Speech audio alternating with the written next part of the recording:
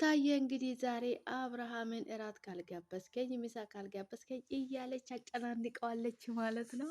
እንግዲህ አብርሃምና ሩታ መቼም ተራርቆ የማይቀሩ ሰዎች ናቸው ማለት ነው። ምክንያቱም እነሱ የማይለያዩበት አንድ ትልቅ ምክንያት ዋነኛ ምክንያታቸው ልጃቸው ነው። እንግዲህ ከልጅ የሚበልጥ ነገር የለም ማለት ነው። ከልጅ የሚበልጥ ነገር ምንም ነገር የለም። እንግዲህ ከልጃቸው በልጃቸው የተነሳ እንግዲህ ቤት ልጁን ላይ ሄዶ እንግዲህ ሩታዬ ወታ ቤቱ መኪና ውስጥ ጠብቃ ነበረ። እንግዲህ ጋብዘኝ እንድትጋብዘኝ ወይ ደግሞ ልጋብዝክ እያለችው ነበረ። ደግሞ ያው እሱ ደግሞ ተንደርዳሪ ጾመ ዳሪ የሚባል አባባል አለ እና እየተንደረደረ ነው እንጂ ቢጋብዛት ይፈልጋል ማለት ነው። እንግዲህ አብርሃም እና ሩታ ተለያዩ አበቃላቸው ብላችሁ ሲታወሩ የሰዎች እንግዲህ እነሱ መቼም አይለያዩ፣ ምክንያቱም መሀላቸው ልጅ አለ ማለት ነው። እንግዲህ ሄርሜላ ውሃ በላሽ ማለት ነው። የሰው ትዳር ውስጥ ገብተሽ አንቺ ብዙ ነገር ስታደርጊ የነበረ አፈቅራለሁ ስትይ የነበርሽው እንግዲህ ይሄው እሱ ወደ ሚስቱ ሊመለስ ነው። እንግዲህ እሱ በጣም ነው ውስጡ የሚፈልገው ማለት ነው። አንደኛ ነገር አብርሃም አንቺ እንደዚህ ስትሆኝለት እንደዚህ ከሱ ጋር መከራ ውስጥ ስትበይ መከራሽ ስትበይ መከራሽ ስትቀምሺ እሱ አንድ ቀን እንኳን 100 ጊዜ ይሆናል አንቺ አፈቅርሃለሁ ወዳለሁ ስትይ ነበርሽ። እሱ አንድ ቀንም አይደለም አፈቅርሻለሁ ወድሻለሁ ብሎሽም አያውቅም ማለት ነው። ምክንያቱም ልቡም ቀልቡም ያለ የእናት የልጁ እናትና ልጁ ጋር ነው ያለው ማለት ነው። ምክንያቱም እንግዲህ ይገባሻል ብዬ ተስፋ አደርጋለሁ። ሚከረው እምቢ ካለ መከራ የሚከረው የሚባል አባባል አለና አንቺ ተነግሮሽ አልሰማም ብለሽ ነበረ። እንግዲህ ብዙ ነገር ተነግረሻል፣ ብዙ ነገር ተብሎሻል፣ ብዙ ነገር ብለሻል ሰው ሁሉ ማለት ነው። ተይ እረፊ ተብለሻል ማለት ነው። ዛሬ እንግዲህ ለሩታ እያጎነጨሻትን ጽዋ አንቺም ትጎነጫታለሽ ማለት ነው። ትዳራው መሀል ባሏን እያባለክሽበት ባሏን በየሆቴል ቤት ይዘሽ እየሄድሽ ባሏ ስታንዘላዝይበት የነበርሽው ሴት እንግዲህ ዛሬ አንቺ እሷ ቦታ ሆነሽ እያለቀስሽ ትገኛለሽ ማለት ነው። እኔ አንዳንድ ጊዜ ለሰዎች ላይ የምናደርጋቸውን ክፉ ነገር፣ ለሰዎች የምናደርጋቸውን መጥፎ ነገር ለራሳችን ተመልሶ እንደሚከፈለን መስተዋል ለምን እንደሚያቅተኝ ነው እኔ ግራ የሚገባኝ ማለት ነው። አብርሃምና ሩታ እንግዲህ ያው ግጥምጥም ብሏል ማለት ነው። እንግዲህ ይሄ ማመን ነው የሚያቅተው ለመናገር ማለት ነው። ሄርሜላ እንግዲህ ይሄን ቪዲዮ ስታየው እንግዲህ ፌንት እንደምትበላ ተስፋ አደርጋለሁ ማለት ነው። መቼም እንደዚህ እሷ ቤት አስገብታ እያኖረች ስንት መከራውን ነገር እያበላች እሱ ሌላ አክሽን እየሰራ እንግዲህ መቼም ደስ ይላታል ብዬ አላስብም ማለት ነው። አንቺ ተነግሮሻል፣ እረፊ ተብለሻል፣ ከሰው ትዳር መሀል ውጪ፣ ከሰው ህይወት ውስጥ ውጪ ተብለሻል። እንግዲህ አልሰማም እኔ ማንንም አልሰማም፣ እሱ ከወደደኝ እኛ ከተፋቀርን ብለሻል። እኛ ከተፋቀረን ትተሽ እኔ ካፋቀርኩ ይበቃል ማለት ነበረባት ማለት ነው። ሰው ዛት እንግዲህ ኤርሜላዬ ምንም ማድረግ አልቻለም። እንግዲህ አንዳንድ ጊዜ የምናደርጋቸውን ነገር አስበን አስተውለን ብናደርግ መልካም ነው፣ ለእኛም ችግር ነው ማለት ነው። መጨረሻ ላይ አንቺ ደግሞ አልሰማም ማንንም አላዳምጥም ማንንም አልሰማም ብለሽ ነው እዚህ ውስጥ ልትገቢ የቻልሽው ማለት ነው። በጣም ተነግሮሻል ግን አልሰማልሽ። ምንም ማድረግ አይቻልም። እንግዲህ አላዳምጥም ከሰማ ካልሽ እንግዲህ ብልጥ ከሰው ይማራል፣ ሞኝ ደግሞ በራሱ ሲደርስ ነው የሚማር አባባል አለ እና አንቺ ደግሞ አልሰማም ብለሽ ነው እንግዲህ እዚህ ውስጡ የገባሽ ማለት ነው። ባለትዳር ወንድ አንድ ወንድ ሚስቱ አራስ ሚስቱን እርጉዝ ሚስቱን ትቶ ወደ ሌላ ሴት ሲሄድ ለምንድን ነው ነገ እኔንም ትቶ ወደዛ እንደማይሄድ በምን እርግጠኛ እንዴት እርግጠኛ እንዳልሆንሽ ነው ግራ የገባኝ እኔ ኤርሜላ ማለት ነው። ሰላም ሰላም፣ ውድና የተከበራችሁ የኔ ውድ ቤተሰቦች እንደምን አላችሁልኝ? ደህና ናችሁ? የኔ ከእናንተም በያላችሁበት ቦታ ሰላማችሁ ይብዛልኝ። እኔ ጋር የበዛ ሰላም ለእናንተም ይብዛላችሁ እያልኩ እንግዲህ ዛሬ በአዲስ ቪዲዮ መጥቻለሁ። የኔ ውድ ቤተሰቦች እንደምን አላችሁልኝ? እኔ ያለው ፈጣሪ የተመሰገነ ይሁን።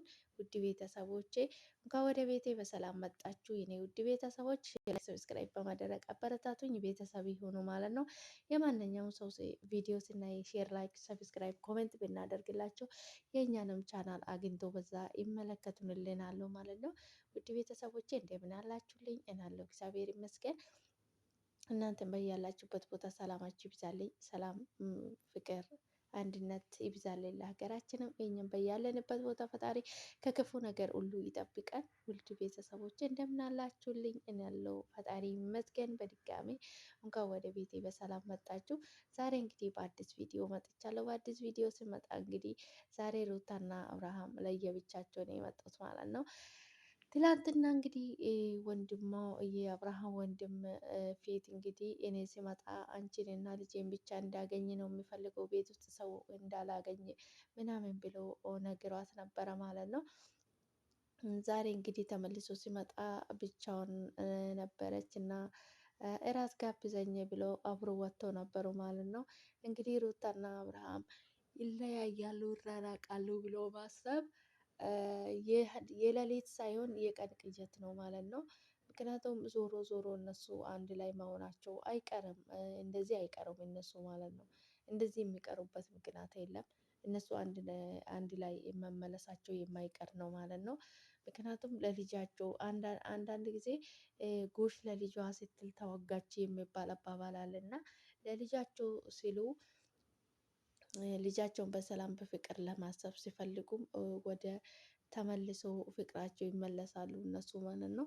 እነሱ መሀል ፍቅር ጠፍቶ ወይ ሳይዋደዱ ቀርቶ ሳይሆን መሀላቸው ገብቶ እነሱ ሁለቱን የሚያጣላቸው ሰዎች ናቸው ማለት ነው። ሰዎች ናቸው እነሱን እያጣሉ ያሉት እንጂ እነሱ የሚጣሉ የሚለያዩ ሰዎች አይደሉም። እንግዲህ አብርሃም በየፊና የሌላ ሰው ወሬ ይሰማል፣ ሩታም በየፊናው የሌላ ሰው ወሬ ትሰማለች ማለት ነው። ትዳር ላይ ደግሞ እንደዚህ ብሎ ነገር የለም ማለት ነው።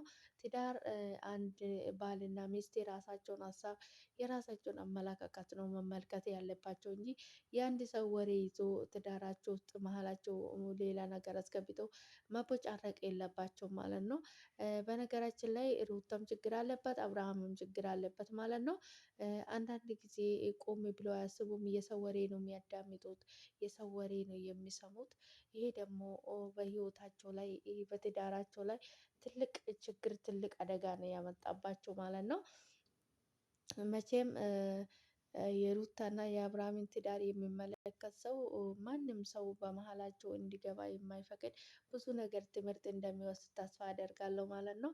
የሰው ልጅ የተፈጠረውን አልተፈጠረም ያልተፈጠረውን ተፈጠረ ብሎ ሰውና ሰውን ለመጣላት ሰውና ሰውን ለመለያየት የሚጥርበት ዘመን ላይ ነው ያለ ነው። ፈጣሪ መስተዋሉን ይስጠን ለሁላችንም ማለት ነው።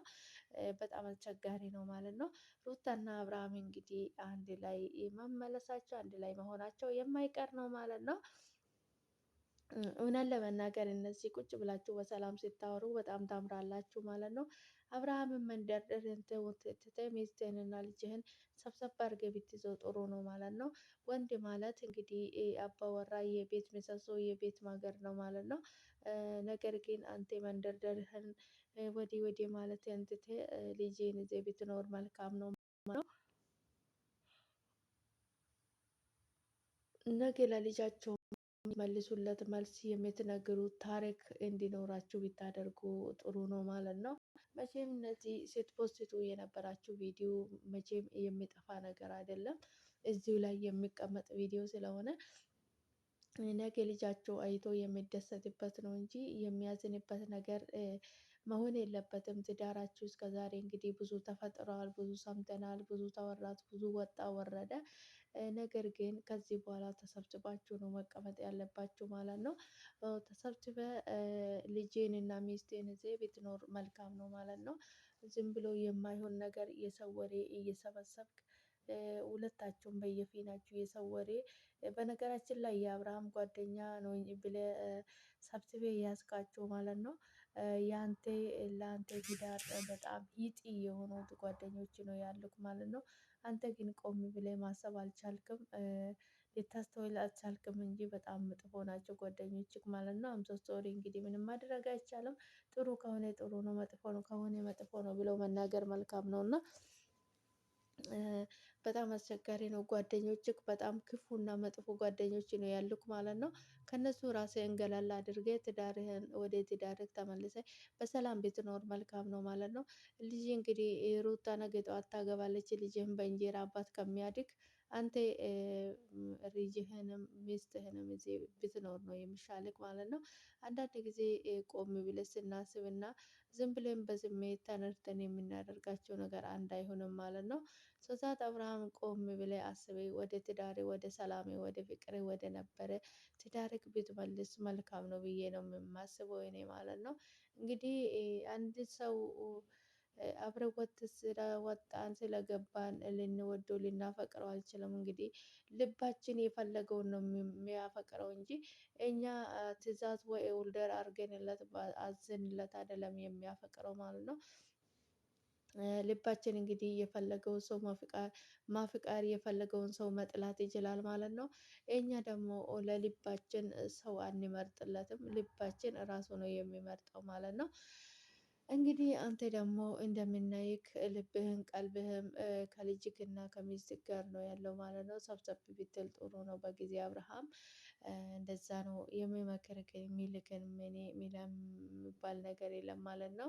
ውድ ቤተሰቦች አብራችሁ ስለቆያችሁ ከልብ አመሰግናለሁ። ስለምታበረታቱኝ ስለምታደርጉልኝ በሙሉ ከልብ አመሰግናለሁ። ሰላማችሁ ይብዛልኝ። በቀጣይ በአዲስ ቪዲዮ በአዲስ ነገር እስክንገናኝ ድረስ ቸር ቆዩልኝ። ሰላማችሁ ይብዛልኝ። ሰላም ለሀገራችን። በዚሁ ቀጥሉበት። እንግዲህ ይቺን ያሳያችሁን ፍቅራችሁን እንዳትተዋት፣ እንዳታቋርጡ፣ እንዳታቆሙ ማለት ነው። እውነት ለመናገር በጣም ነው ደስ የሚለው። ሰላማችሁ ይብዛልኝ። ፈጣሪ ሀገራችን ሰላም ያድርግልን። ፈጣሪ ሁሉንም ነገር አስተካክሎላችሁ ወደ ሰላማችሁ ወደ ፍቅራችሁ ወደ ነበረ ትዳራችሁ እንድትመለሱ ፈጣሪ ይርዳችሁ ማለት ነው። ሰላማችሁ ይብዛልኝ። ውድ ቤተሰቦች አብራችሁ ስለቆያችሁ ከልብ አመሰግናለሁ። በቀጣይ በአዲስ ቪዲዮ እስክንገናኝ ድረስ ቸር ቆዩልኝ። ሰላማችሁ ይብዛልኝ። በጣም ነው የምወዳችሁ የማከብራችሁ። ቪዲዮ ስታዩ በቅንነት ላይክ አድርጉልኝ። ሰላማችሁ ይብዛልኝ።